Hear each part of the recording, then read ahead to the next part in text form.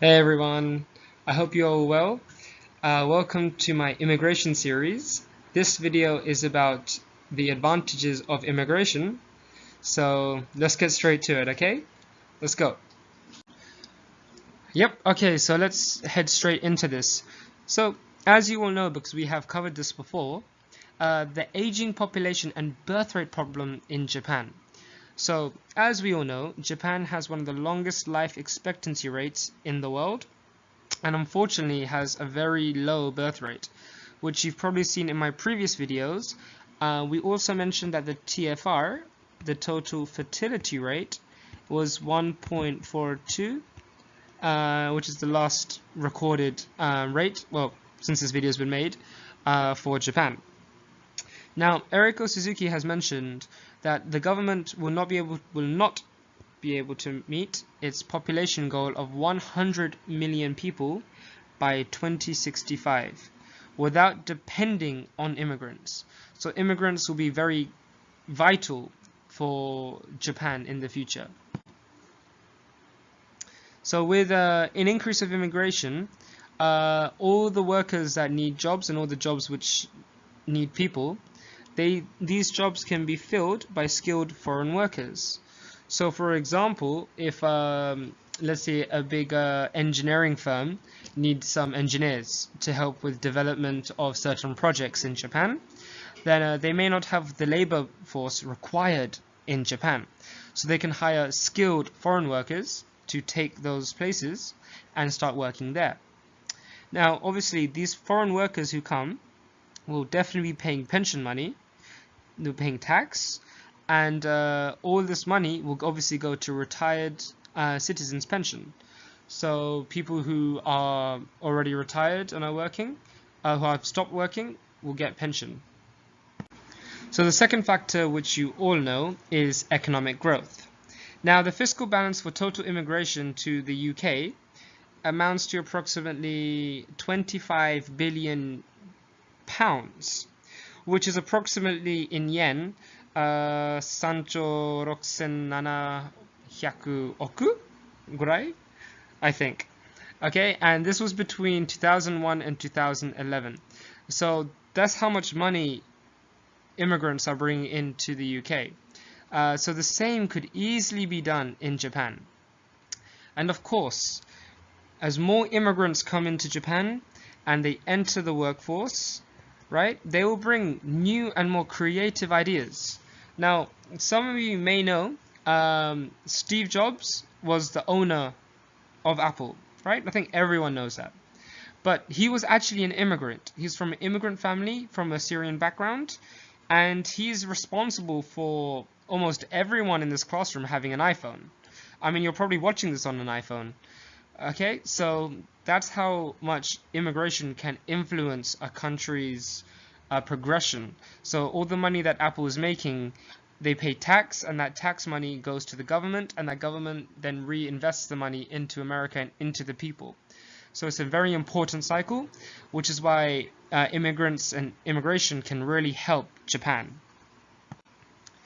So another part is, as you know, or as you may have heard, the National Academy of Sciences, they actually concluded immigration supplies workers. So this helped the United States avoid a fatal stagnant economy during, I think, maybe 30, 40 years ago.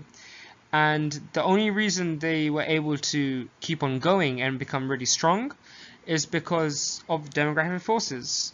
Demographic forces basically meaning that the amount of people that they had working was so much that they were able to keep on pulling out growth.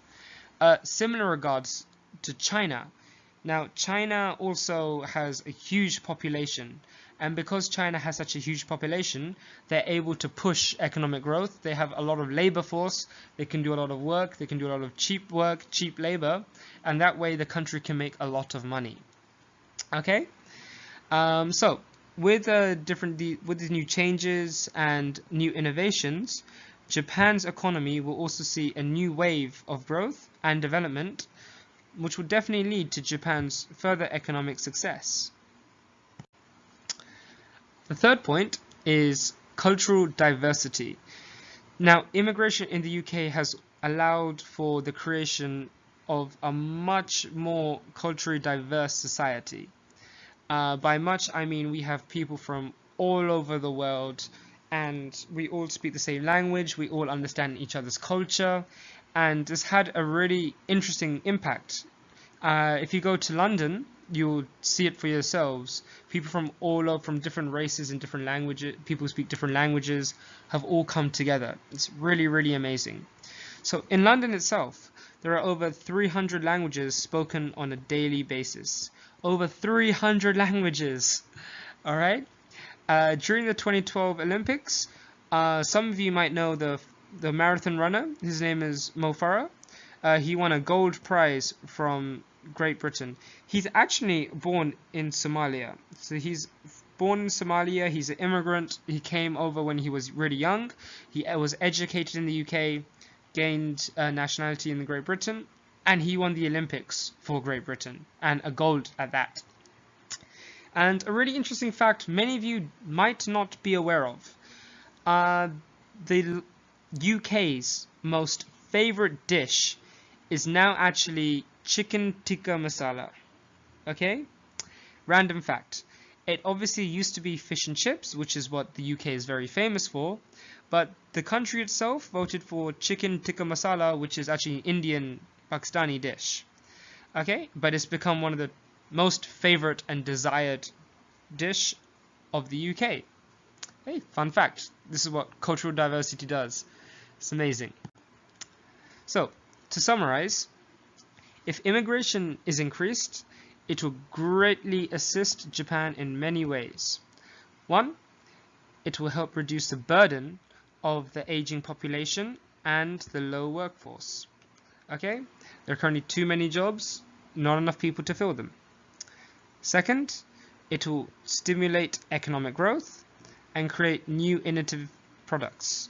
So, for example, someone in the future can make a new company which will be rivaling Apple. Or Japan is extremely famous for robotics. Maybe someone will be able to develop a brand new robotic system or some type of technology which will greatly take off. And it could be an immigrant. They could have the ideas, and the technology could be in Japan. So you never know. Number 3, people become more culturally diverse and become a more global society. There are the great example is food, for example, chicken tikka masala and fish and chips. Right now, Japanese food is very famous, but there's so many different types of cuisine in the world, so many different types of restaurants and food. Wouldn't it be fun to be able to try more? The more immigrants and people who come from abroad, the more they will bring their country's cuisine and food and dishes, and you get to try them. It's great. That's what makes London so special as well. All food from all over the world, you can try it whenever you like.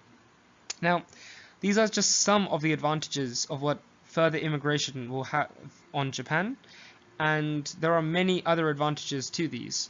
I'm sure you can research them yourselves, or you can think of them for yourselves too. But these are what I've covered, so I hope this was really useful. Good luck with the rest of your year. Thank you. See you.